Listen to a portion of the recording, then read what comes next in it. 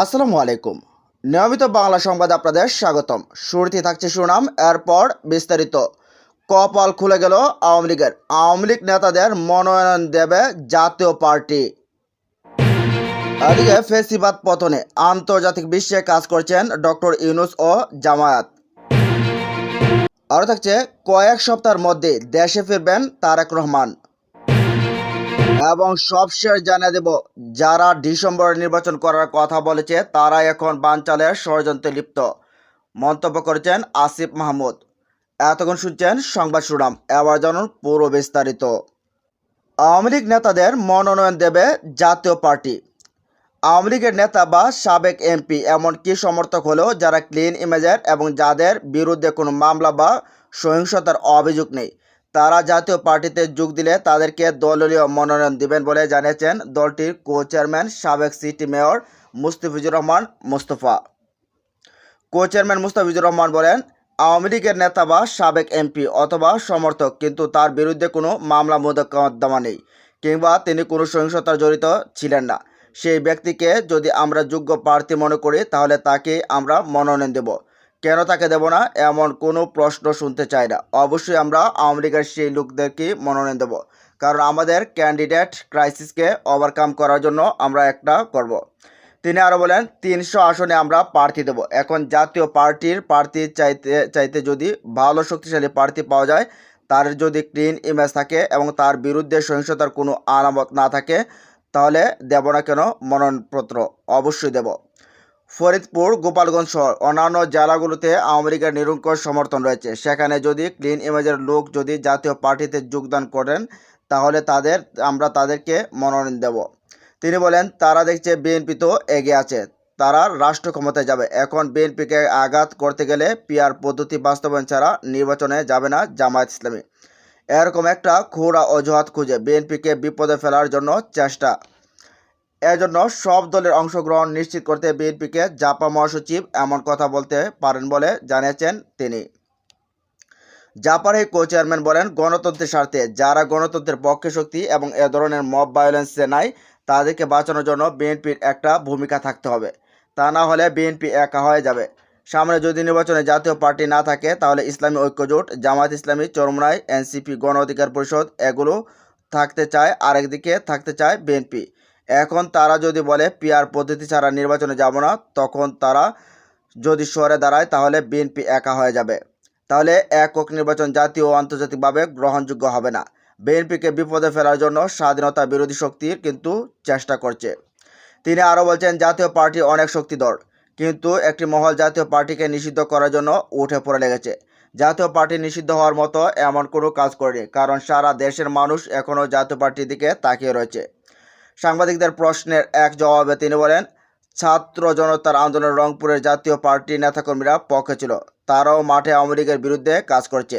আমাদেরকে যদি আওয়ামী লীগের পুনর্বাসনকারী হিসেবে মনে করা হয়, তাহলে অন্যান্য দলের লোকজনও আওয়ামী লীগকে পুনর্বাসনকারী হিসেবে ইতিপূর্বে কাজ করছে, এখনও করছে, তাদেরকেও খুঁজে বের করা হোক। তাহলে বোঝা যাবে কারা আসলে আওয়ামী লীগকে পুনর্বাসন করতে চায়। জাতীয় পার্টি আগেও মাঠে রয়েছে, এখনও পূর্ণ শক্তি দিয়ে মাঠে থাকবে বলে জানান তিনি। এদিকে ফেসিবাদ পতনে আন্তর্জাতিক বিশ্বে কাজ করছে ডক্টর ইউনূস ও জামায়াত।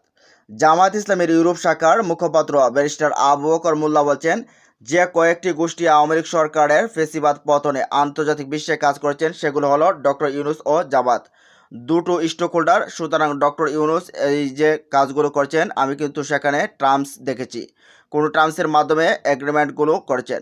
বিদেশের লবিং ফার্মরা তো অনেক টাকা চার্জ করে, তো সেখানে রিটেন এগ্রিমেন্ট করা হয়। সেখানে ব্যাপারটা এমন ছিল না যে আমি বাংলাদেশের প্রধান উপদেষ্টা হতে চাই।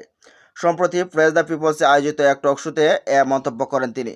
সাইফুর সাগরের সঞ্চালনায় ওই টকশোতে আরও উপস্থিত ছিলেন সাবেক সেনা কর্মকর্তা লেফটেন্যান্ট কর্নেল বীর প্রতীক হাসিনুর রহমান, সুপ্রিম কোর্টের আইনজীবী ব্যারিস্টার সারোয়ার হোসেন ও এনসিপির যুগ্ম আহ্বায়ক সারোয়ার তুষার।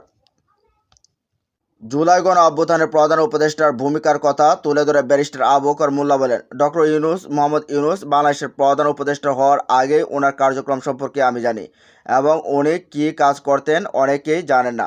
জুলাই আগস্ট আন্দোলনে ওনার কিন্তু একটা বড় ভূমিকা ছিল।